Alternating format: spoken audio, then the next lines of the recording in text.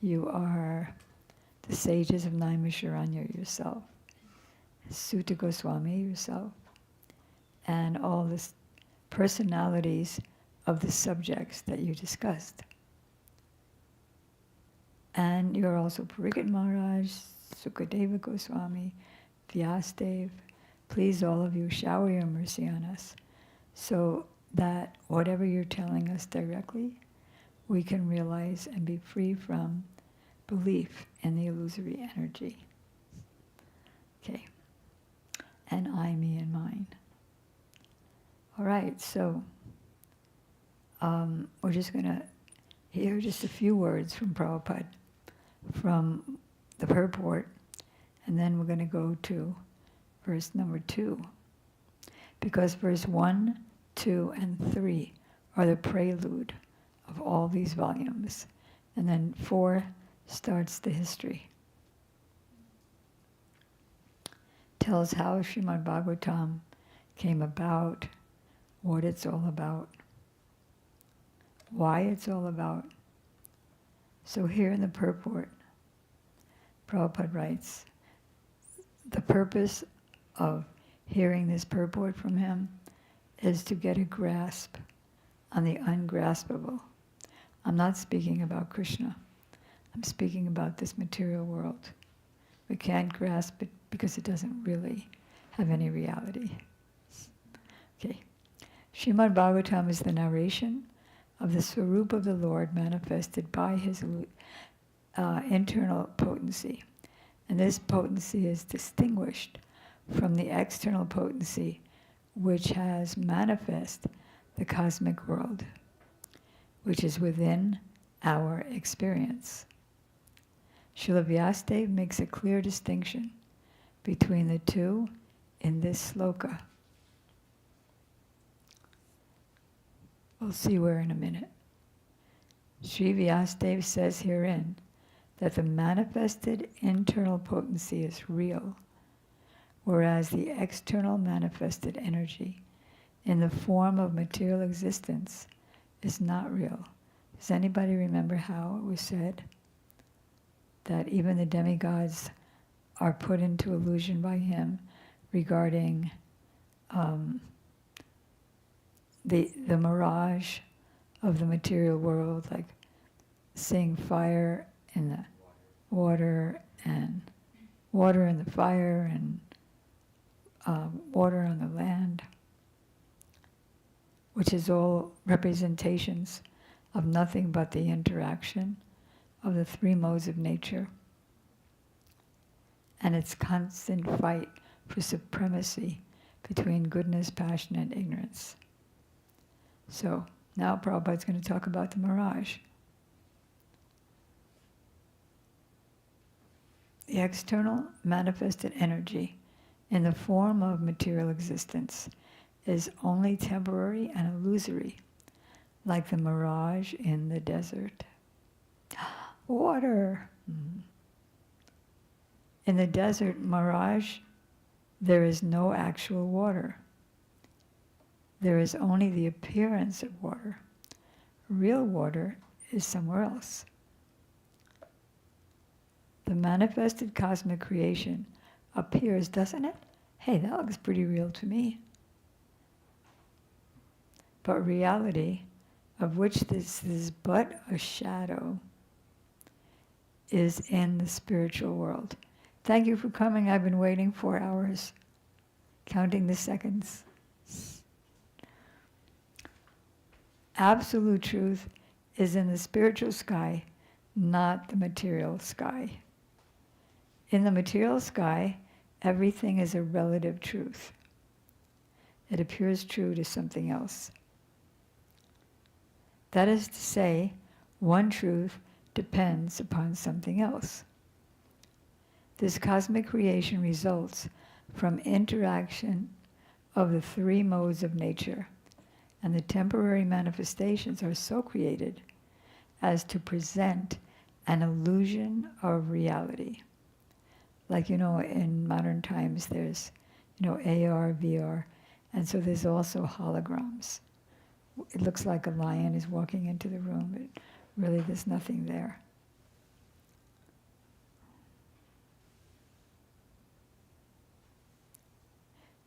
to create an illusion of reality to who?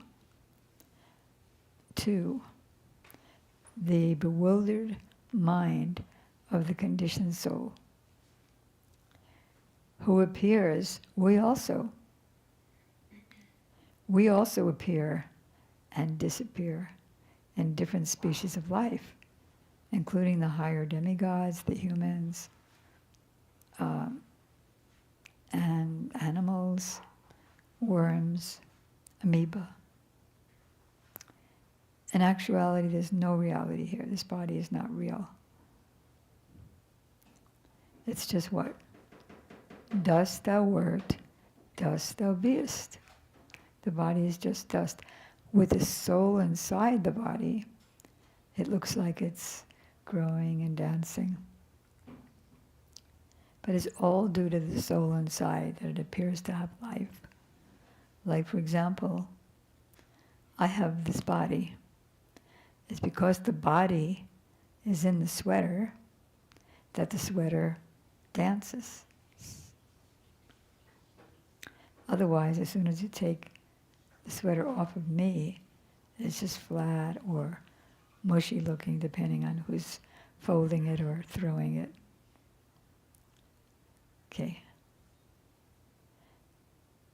There appears to be reality because of the true reality that exists in the spiritual world. Because it has to, in order to be a shadow or an illusion, mirage, it has to reflect something. So only because there is a reality in the spiritual world does it appear that there's something here. Okay. So now we're going to head on to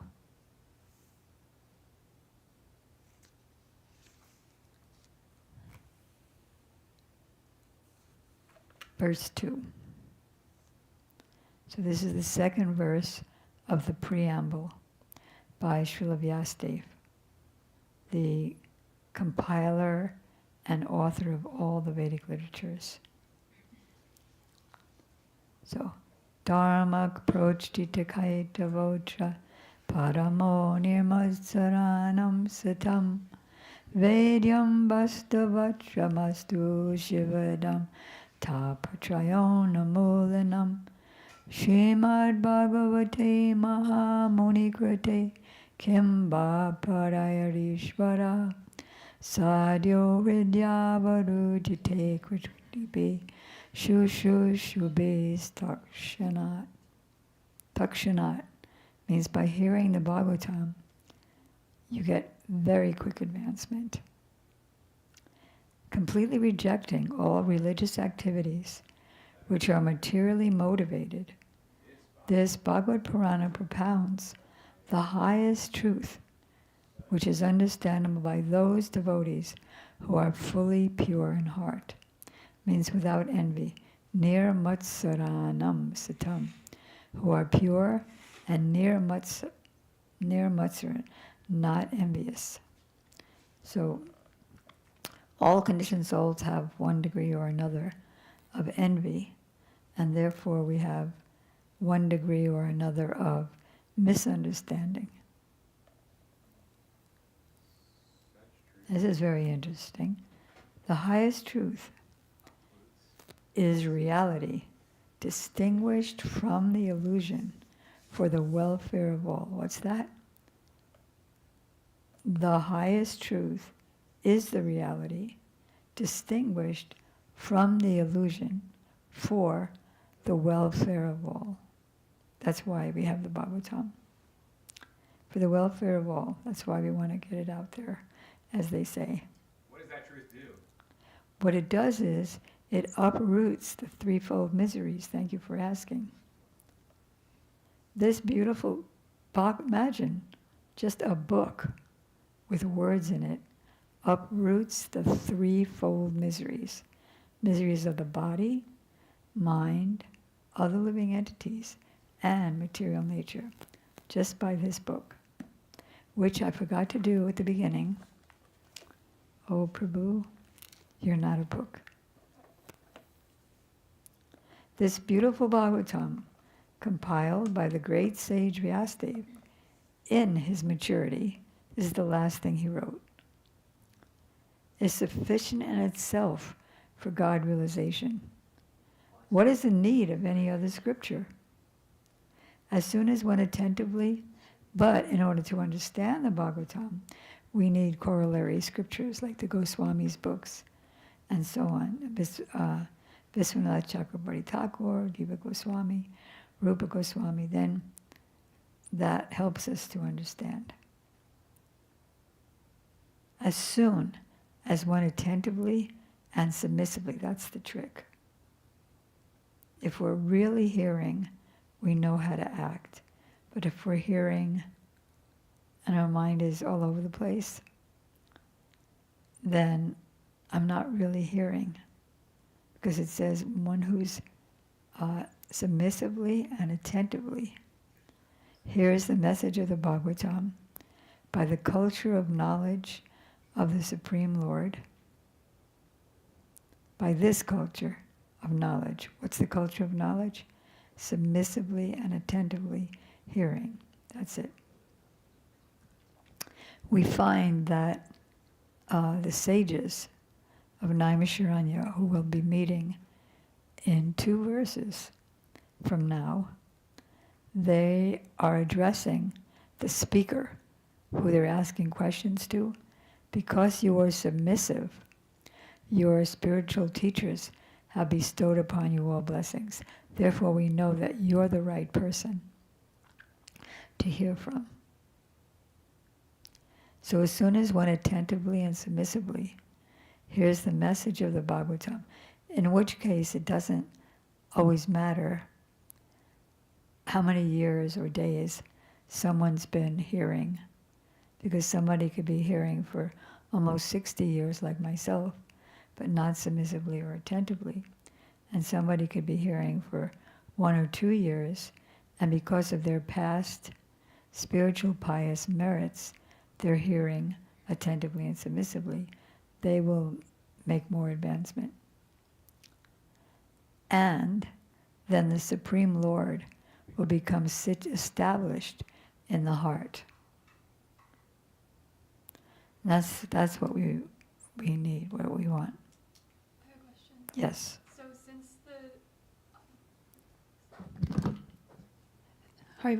So since the Lord is already established in the heart of every living entity, how do we understand that the Bhagavatam establishes the Lord in the heart?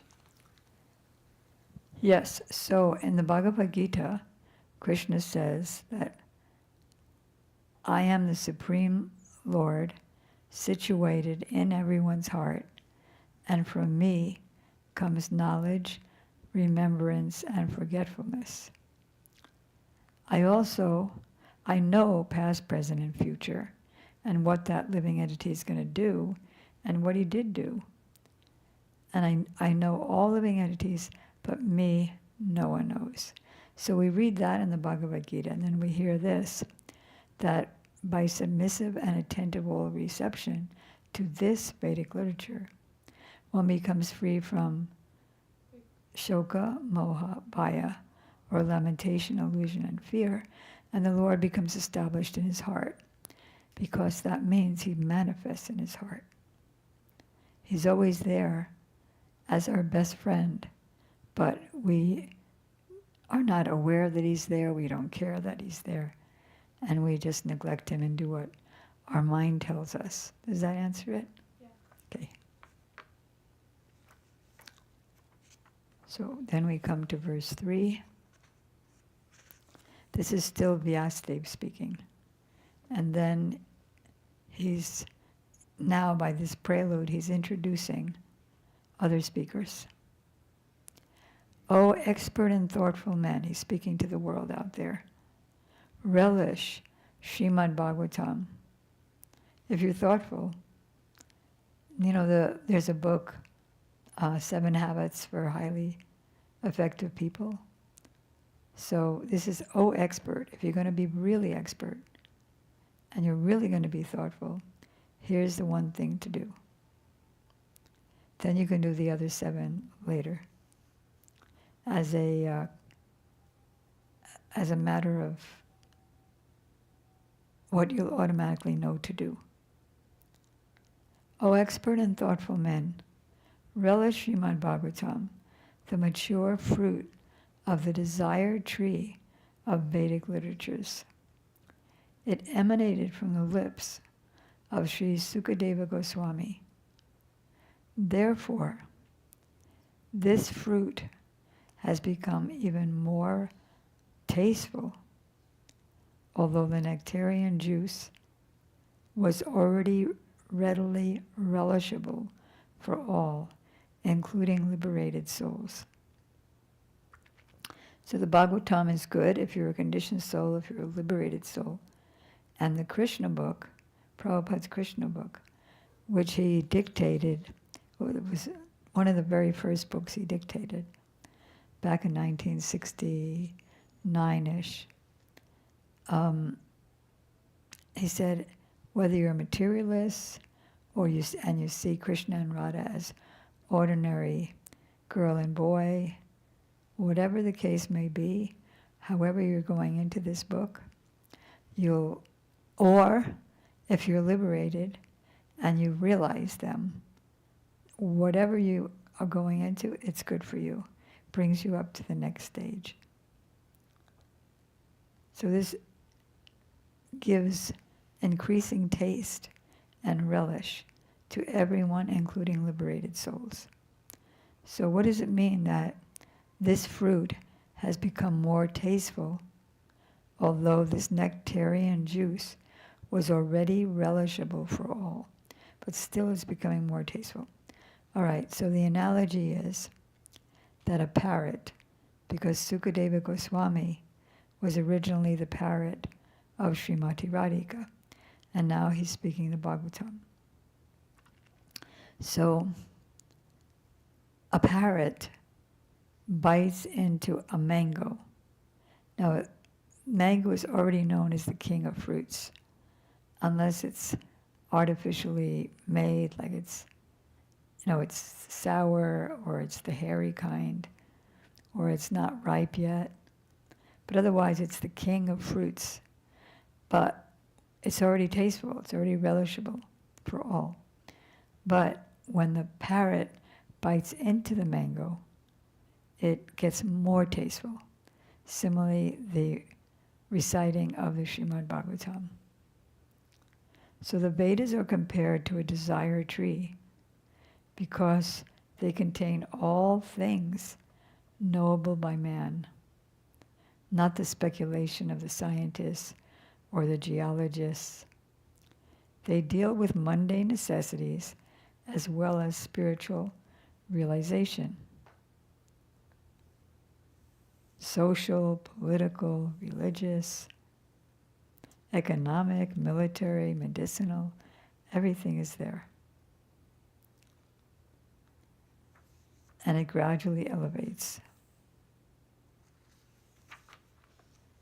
Then, that was the prelude of, to give people faith in reading, continuing to read this book all the way up to the 12th canto. So here comes the history. Naimashe nimekshakshetre rishaya shonagadaya satram swargaya lokaya sahasra samamashrita. I'm sorry, I pronounced that wrong. Sahasra samamashita. Once, in a holy place, in the forest of Naimisharanya, the great sages, headed by the sage Shonika, great sages means 88,000 great sages, headed by Shonika, assembled to perform a great 1,000-year sacrifice for the satisfaction of the Lord and his devotees. So since this is the beginning of Kali Yuga, we know that the science of self-realization comes in the matter of hearing, the chanting of the Hare Krishna mantra, and the hearing of Shastra, especially Srimad Bhagavatam. And how do you expect that they're going to perform their sacrifice? A great 1,000-year sacrifice. How do you expect them to do that? Yes, they had a fire sacrifice, but the main thing that they did was they put Sutta Goswami on the elevated Vyasasana and began to inquire from him. So how did he get there? There was a previous speaker called Romaharshan. He's the father of Sutta Goswami. And he was reciting the Srimad Bhagavatam. And there were so many great sages there. And Balaram was on his tour of India, and he came to the spot, and everyone stood up to offer him respectful welcome, except for the speaker. He was too proud, thinking that I'm speaking, so I don't have to get up. So what happened? Balaram took a kusha grass, like our kusha grass mats, and slit his throat. That was the end. So the sages, of course, anyone who gets killed by Balaram is not the loser. He gets liberation. But this pastime is the human-like pastime in order to teach us so many things. So then the sages were all alarmed. How are we going to hear the Bhagavatam now? We're supposed to have a 1,000-year sacrifice. How are we going to hear? So Balaram said, if you like, I could bring him right back to life. No, what you did, but do something. So he took the young son of Romaharshan and touched his head, and he was blessed like that with all the Vedic knowledge and realization. So he became the next speaker. So now they're putting Sutta Goswami on the Vyasasana. That's the best sacrifice, hearing and chanting.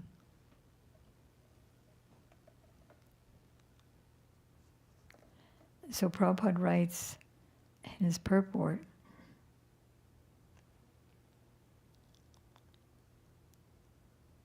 in this age, the modern materialistic society is detached from its relationship with the Supreme Lord, and that attachment comes by hearing and chanting. And all its plans, which are being made by atheistic leaders, are sure to be baffled in every step. We can see in our own country, with all attempts to make America great by kicking out anybody who's not American and doesn't have proper papers and doing so many other things. Now America is in the worst catastrophe almost of its life, with millions of people unemployed, the government shut down, food stamps, 40 million people's food stamps stopped. Because, why? Because that's the nature of atheistic leaders, is all of their plans will be baffled. In this age, the congregational chanting of the holy names of the Lord is the prescribed method for waking up. The ways and means are most scientifically presented by Chaitanya Mahaprabhu, and intelligent persons may take advantage of his teachings in order to bring about what? Peace and prosperity. We want to advertise that, right, Radha? That we're giving peace and prosperity. We're giving real hope to the hopeless. America, the land of the free and the home of the brave, is now hopeless and helpless and distressed and depressed. So, one day, let's do Sanskrit. Ta ekada tu munaya praturhu hutaganaya Satkritam Sutamasanam Prapachchoridam Adarat, with honor. One day, after finishing their morning duties by burning a sacrificial fire and offering the seat of esteem to Srila Sutta Goswami, the great sages made inquiries with great respect, Adarat, about the following matters. Don't you want to know what they are? Yeah. After all that. Rishaya Uchahu Tvaya Kalu Puranani Seti Hasani Chanaga Akyanyapya Daditani Dharma Shastrani Yanyuta. The sages said, Respected Sutta Goswami, you are completely free from all vice. Therefore, you're qualified to sit on this Vyasasana. You are well versed in the scriptures, famous for religious life, and in the Puranas and histories as well. For you have gone through them under proper guidance. Again, in other words, attentively and submissively, under proper guidance, not doing your own thing, thinking your own way, and have also explained them. That's the process. More important than reading is hearing and explaining. What are the vices? The 4 regulative principles and others. No meat, fish, eggs, coffee, tea, cigarettes, onions, garlic, no illicit sex, no gambling, no intoxication of any kind, including coffee, tea, and cigarettes. Such a person is qualified to sit on the Vyasasana, but it's not just what he's abstaining from. He has genuine realization. A Goswami must be free from all these vices in order to be able to sit on the Vyasasana. Means all of his senses are controlled, including his mind, which is always thinking of Krishna and never forgetting him even for a moment. Being the eldest learned Vedantist, he wasn't old. I asked Prabhupada when I was doing that painting, is the painting here, I wonder? I was doing that painting of the sages speaking with Sutta Goswami. And let's see. Here we go. This is Sage Shonaka heading up the 88,000 sages and inquiring. You see there's a little sacrificial fire there. I even asked Prabhupada, how big do I make the sacrificial fire? He answered thousands of questions throughout so many letters. Can Radha see too? Mm-hmm. All right. Okay. And so I asked Prabhupada that, so he's the eldest learned Vedantist, so we make him like an old man. He said, no, one can be eldest by knowledge, like Prahlad Maharaj was 5-year-old. Dhruva Maharaj was 5 years old. Narada was 5 years old.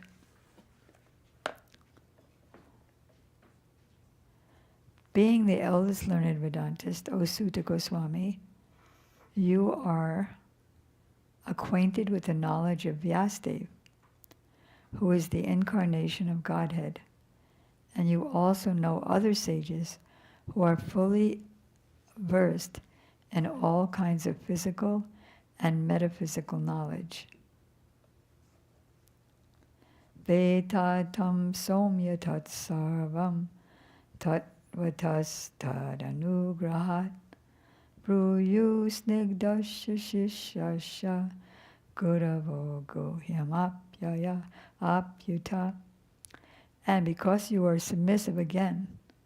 because you are submissive. You hear perfectly, and then by hearing perfectly, you could follow perfectly. So because you are submissive, your spiritual masters have endowed you with all the favors bestowed upon a gentle disciple. Therefore, you can tell us what you have scientifically learned from them. Please, therefore, being blessed with many years, again, you have many years, but it doesn't mean that he's an old man. Explain to us in an easily understandable manner what you have ascertained to be the absolute and ultimate good for the people in general. The sages are always anxious, like worried, about the people in general. They're not worried about what the people are worried about. Like, is there going to be a war tomorrow? And is nuclear explosion going to wipe out my country? They're worried about the peoples having forgotten the Lord and thus suffering and transmigrating through all the different species of life. Let's see if there's anything. The Acharyas, this is the purport. The Acharyas, therefore, give directions in spiritual well-being for the people in general, foreseeing the incompetencies of the people, like nobody knows how to do anything right. Incompetencies of the people of this age of Kali, where Prayanal Payushakshabya, well, that's the very next verse. Prayanal Payushakshabya Kalavasmin Jage Jana Mandaksu Mandamatayo Mandabhagya Hubertutaha. In this age of Kali, men have but short lives. They are lazy, misguided, unlucky, and above all, always disturbed. Even when there's nothing to be disturbed about, they have to make up something to be disturbed about. Let's see, let me roam wherever my mind can go and find something to be disturbed about. So they're always foreseeing the incompetencies of the people in this age of Kali, or the iron age of quarrel and hypocrisy. The sages requested Sutta Goswami to give a summary of all the revealed scriptures, and the Bhagavatam is the essence of all revealed scriptures. Because the people in the age of Kali are condemned in every respect. Their life's duration, their hopes for happiness, their plans for success, everything is condemned in every respect. The sages therefore inquired about the absolute good for the people in general. The condemned state of affairs is explained now, and that now means that verse that we just discussed. Short lives, disturbed, lazy, I don't know. What is the use anyway? Then they continue. There are many varieties of scriptures, and in all of them there are many prescribed duties. So how do we know which to follow and which not to follow? Like in the Vedas, it talks about going to heavenly planets and enjoying godly delights. Should we follow that? The Vedas, it talks about impersonal Brahman. Should we follow that and just merge and lose our identity? Not lose it, but consider that we've lost it, not be able to think or anything, become like a stone.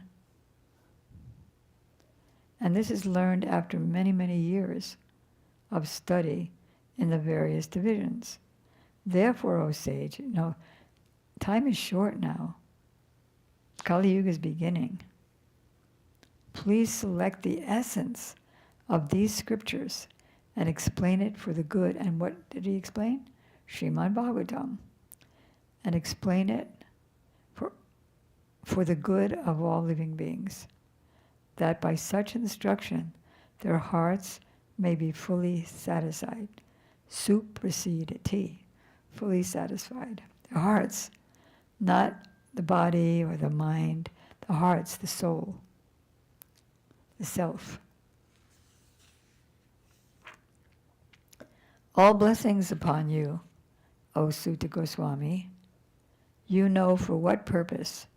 And now they're getting into specifics. They want to hear about Krishna and his different incarnations. Not that they're all equal. Krishna is not equal to all the incarnations. He's equal in the sense that they're all part of that one truth, Krishna. They're not outside him. But at the same time, by activities, his are much superior. You know for what purpose the personality of Godhead appeared in the womb of Devaki as the son of Vasudeva.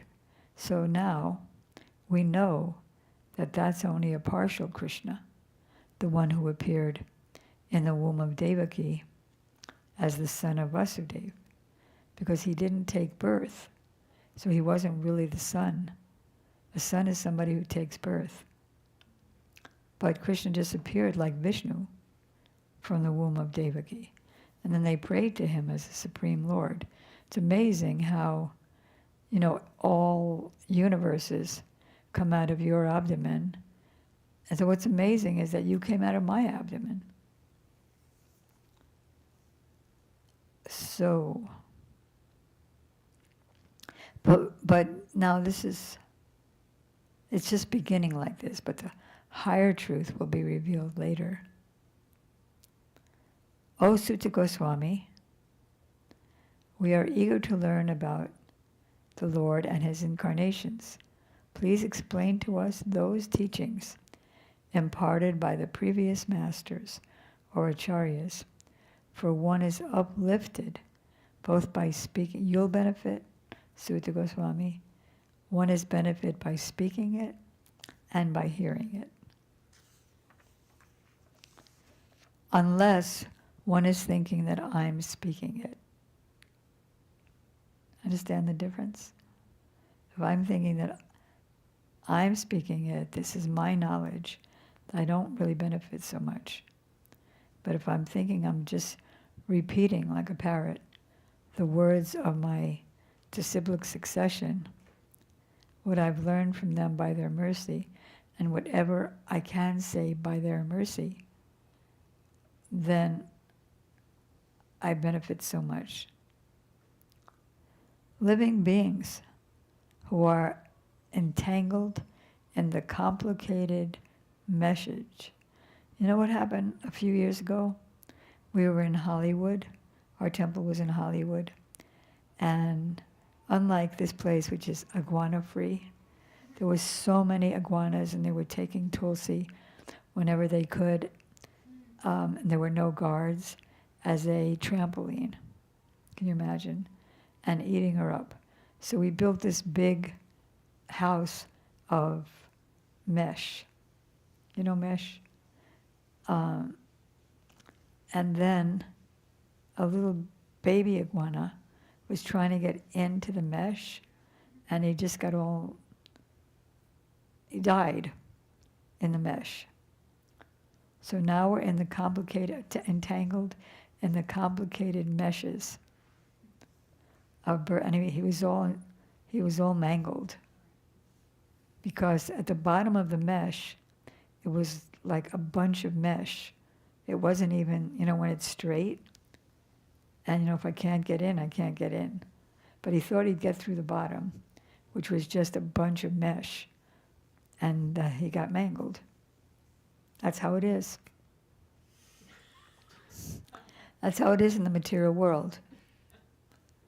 Living beings who are entangled in the complicated meshes of birth and death can be freed immediately by even unconsciously chanting the holy name of Krishna, which is feared by fear personified.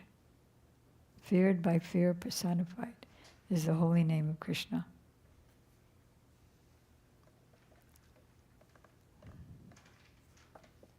This indicates that the holy name of Krishna is non-different from Krishna in power and mercy. O Sutta, those great sages who have completely taken shelter of the lotus feet of the Lord can at once sanctify those who come in touch with them. We were just hearing that at breakfast today, weren't we? Mahaprabhu was in Navadvip, and everybody who saw him fell into ecstasy. They were overwhelmed. Can at once sanctify those who come in touch with them, whereas the water of the Ganges can sanctify only after prolonged use. What? Taking it out again? Okay, she can help you. So the water of the Ganges is coming from the lotus feet of the Lord. How? Because when Vamandev came to Bali and asked for 3 steps of land and was granted 3 steps of land to do his bhajan, the second step, he went through the universal coverings into the causal ocean. And then some of the causal ocean, Brahma took some of the causal ocean, poured it on his feet, and then it came down through the universe as the Ganges. So it's very powerful water, but still it's not as powerful as the pure devotee who's fully taken shelter of the Lord, just by anyone immediately coming in his touch. What is that song we sing about Gurudev? Yeah. What does it say in English? Only it's the one before it. It's how I don't know exactly. Well, can you look and then you'll know exactly? Sure.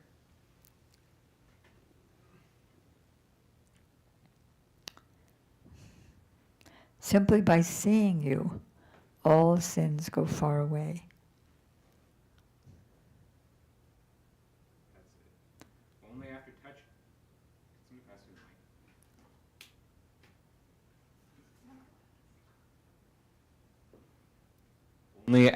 Only after touching the Ganga does one become purified, but simply by seeing you, one is purified. This is your great quality, you being the Vaishnava. Good. So then Prabhupada writes in the beginning of the purport, pure devotees of the Lord are more powerful than the waters of the sacred river Ganges. And then here it repeats, after prolonged use. But simply by seeing you, whether he's a Sudra or a merchant or anything. Therefore, Kova Bhagavatas Tasya Punyas Slokenya Karmana Shuddha Kama Nashunayad Yasha Kali Malapaham. Who is there then, desiring deliverance from the vices of the age of coral, who is not willing to hear the virtuous glories of the Lord? Are you desirous of being free from the vices of the age of Kali, Sharada? Okay, then of course you're willing. Who is there who is not willing? His transcendental acts are magnificent and gracious, and great learned sages like Narada sing of them. When I was young, you guys' age, I would go back from, there was like a 3-block walk between ISKCON Press, where we would paint and the editors would edit and the typists would type, and the temple itself. So I would walk the 3 blocks back, and after some days I would learn the whole first chapter. Now I'm old and gray, I can't do such things. But you're young and you can.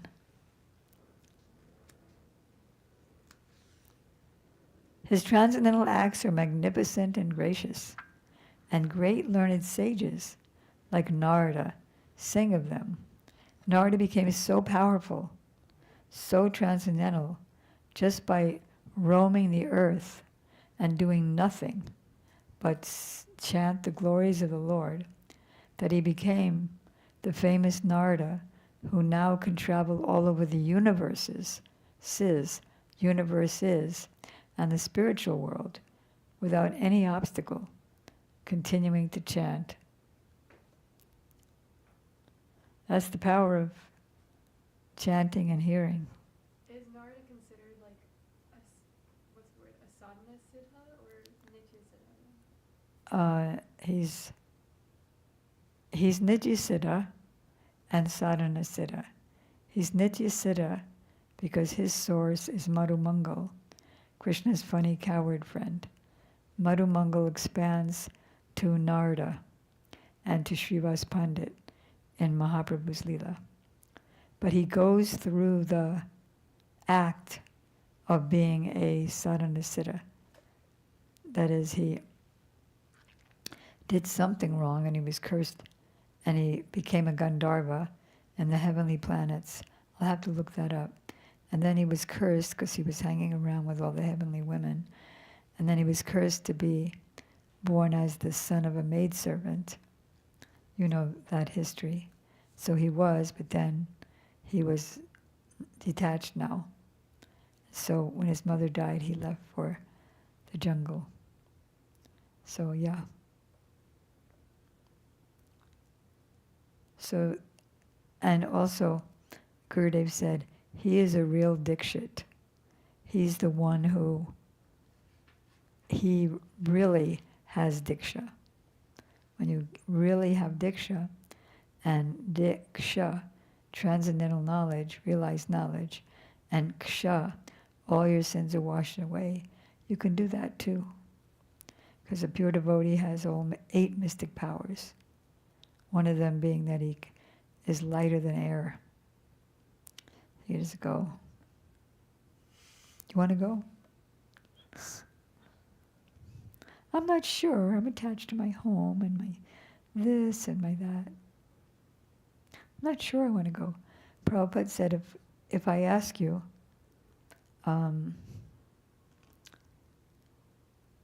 if I give you $100, if I offer you free of charge $100, and then you say, no, I won't take it.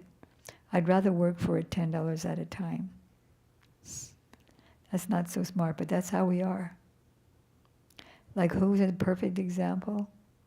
Indra, when he became a pig, and he was just loving it. He had so many wives, so many kids, so much stool and slime and drainage. And then, because he was offensive to his guru Brihaspati, so then Brahma saw him down there, and he thought, I need to do good for him. So he said, look, you're Indra. You're not a pig. Come to the heavenly planets. I can't, I have so many wives, my kids, my responsibilities. So then he killed all of his wives. And then he thought, well, I can get so many other wives because, pigs can. So it's really okay. Then finally Brahma threw some water on him and he saw that I'm Indra. And what am I doing here? Yes, I'm ready now to go with you. Please, therefore, speak to us who are eager to hear about the adventures he performs in his various incarnations. And then Prabhupada writes in the purport, among other things, the material creations are manifested for some time as perverted shadows of the spiritual kingdom and can be likened to cinemas. Don't we get wrapped up before we join Krishna consciousness? and he's my favorite, and that guy's my enemy, because he's trying to kill my friend. And I hope he gets that girl instead of that one. Hope he gets her back. Great, we become insane in the cinemas. They attract people of less intelligent caliber who are attracted by false things.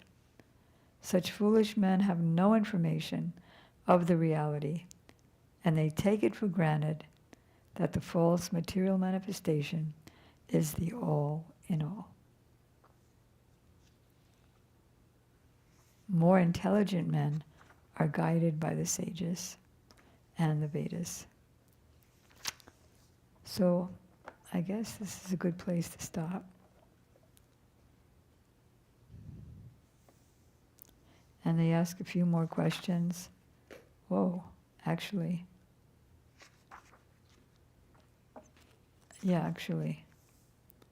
Just a couple more questions. And then we're going to be hearing. So tomorrow, we'll go to the rest of the chapter and we'll begin the answers that Sutta Goswami is giving. Okay, or Premanandi. And I'm looking for one. Are there any questions or comments? Radha, do you have any? I know you do. Huh?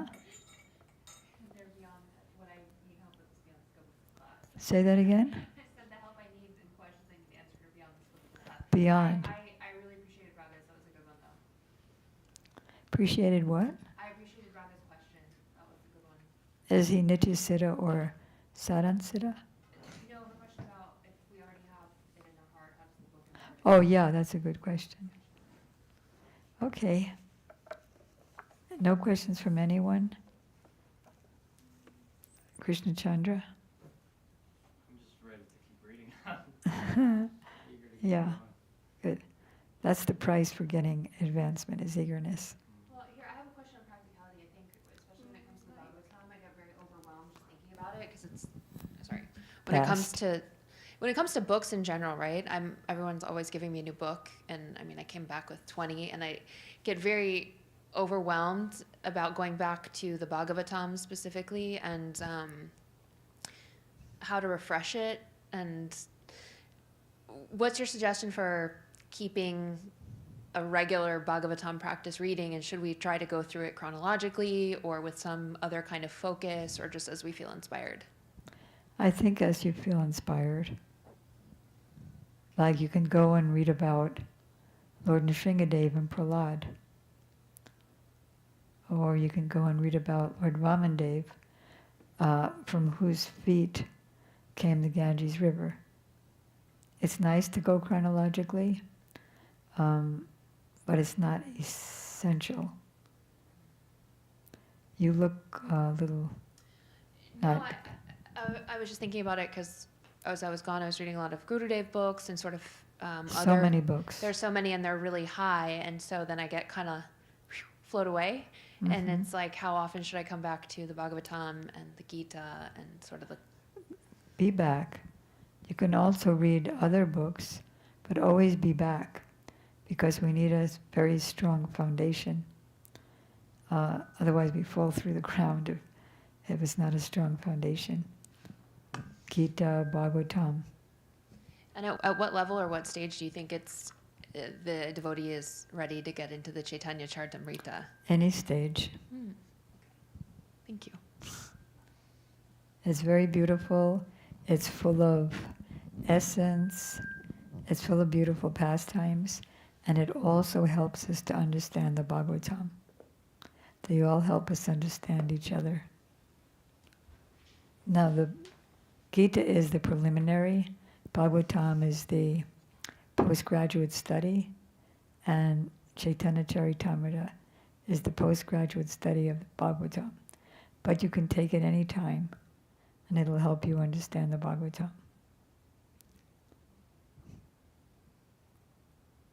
But I understand that with over 100 books, it's bewildering sometimes which way to turn and which one to pick up. Prabhupada said about his own books that my books are like a gingerbread man. Anywhere you bite, it's sweet.